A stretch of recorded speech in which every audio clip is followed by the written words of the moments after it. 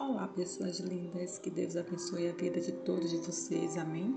Hoje vamos juntos navegar na palavra de Deus com meu maná que vem dos céus. Antes de começarmos a meditação, deixa aqui o seu joinha, a sua curtida e se inscreva no nosso canal.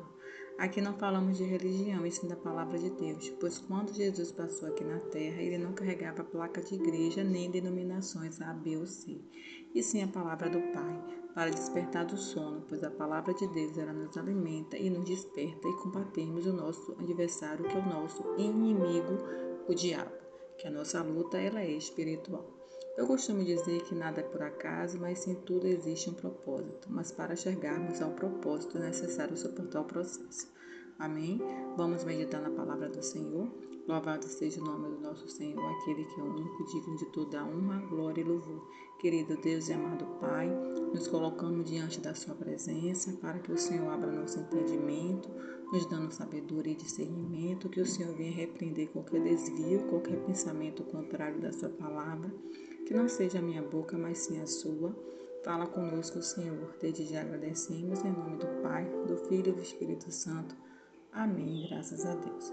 Hoje vamos estar lendo Jeremias 24, versículo 41, que fala os 2/6 de figos.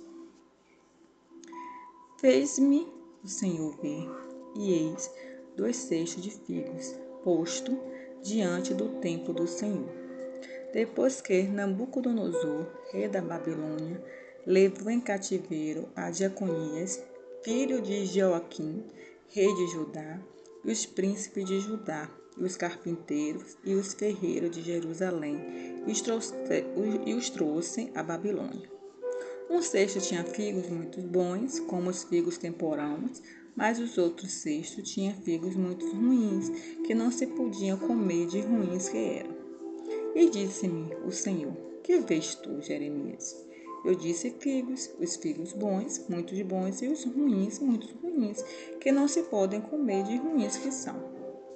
Então veio a minha palavra do Senhor dizendo: Assim diz o Senhor, o Deus de Israel, como a estes bons figos, assim também conhecereis ao de Judá, levado em cativeiros, os quais enviei desde o lugar para a terra dos caldeus, para os seus bens. Porém os meus olhos sobre eles para o seu bem, e o farei voltar a esta terra. E edificá-lo-ei, e não os destruirei, plantá-lo-ei, e não os arrancareis. Dar-te-leis o coração para que em mim conheçam, porque eu sou o Senhor, e sermão por povo, e eu lhes serei por Deus, porque se converterão a mim de todo o seu coração. E como os figos ruins, que se não podem comer, de ruins que são, porque assim diz o Senhor. Assim entregarei Zedequias, rei de Judá, e os seus príncipes, e o restante de Jerusalém, que ficou nesta terra, e os que habitam na terra do Egito. Entregá-lo-ei para que seja um prejuízo, uma ofensa para todos os reinos da terra, como um opróbrio e um provérbio, e um escárnio e uma maldição em todos os lugares para onde eu os arrojar. E enviarei entre eles a espada, a fome e a peste, até que se consuma sobre a terra que lhe dei a eles e a seus pais. Vamos agora na meditação. No versículo 1, postos diante do templo, ambos os cestos estavam cheios de figos e dispostos ao mesmo lugar diante da casa de Deus. Isto representava a nação que, apesar de manter sua vida religiosa, somente algumas pessoas estavam prontas realmente perante o Todo-Poderoso. A maioria, embora estivesse diante do santuário, não podia ser restaurada pela santidade do Altíssimo, pois mantinha a perversidade em seus caminhos. Os figos ruins estavam voltados para a religião, mas não para o Senhor. Enquanto o ser humano tem dificuldade em discernir os bons dos maus, Deus distingue com perfeição os que de fato são dele, daqueles que não são. Os que são dele se tornam ainda mais valiosos quando passam por lutas ou por disciplina espiritual. O povo vivia na apostasia, por isso era incapaz de manter um relacionamento com o Altíssimo. Assim, com a permissão divina, foi levado ao exílio, ou seja, foi separado de suas fontes de prazer, privada de tudo. As pessoas caíram em si para ver sua condição espiritual. Isso mostra que, sozinho, o ser humano não consegue se convencer dos seus pecados e muito menos se arrepender deles. É preciso a ação do Espírito Santo no íntimo para que haja mudança.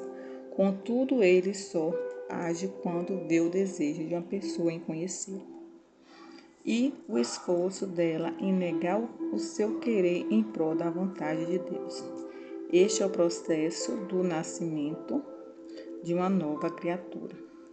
Diante disso, os valores, as reações, as intenções, os pensamentos, os sentimentos dela deixa de ser inclinado. A velha natureza corrompida, somente o novo coração, não refém das emoções prejudiciais à fé, e esta hábito a ser moldado por Deus.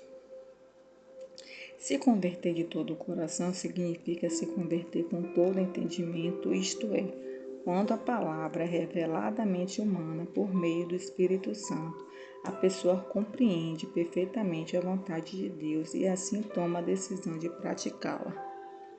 Os ficos ruins, eles representavam aqueles que haviam sobrevivido à primeira invasão da Babilônia e escapado da captura que os levaria aos cativeiros da terra estrangeira. Essas pessoas imaginavam que tinham se livrado da ira de Deus. Entanto, elas haviam sido rejeitadas por ele e entregues às consequências dos próprios atos. O preço do desprezo ao Todo-Poderoso é alto demais. Quem não permite que o Espírito Santo opere em seu ser torna-se religioso, que tem hábitos reformados, mas não transformados. Por viver à margem do propósito de Deus, não será poupado do mal e não será tratado com consideração por parte dele. Senhor, meu Deus, obrigada por essa palavra, que o Senhor venha sempre abrir nosso entendimento. Meu Deus, até aqui o Senhor nos sustentou.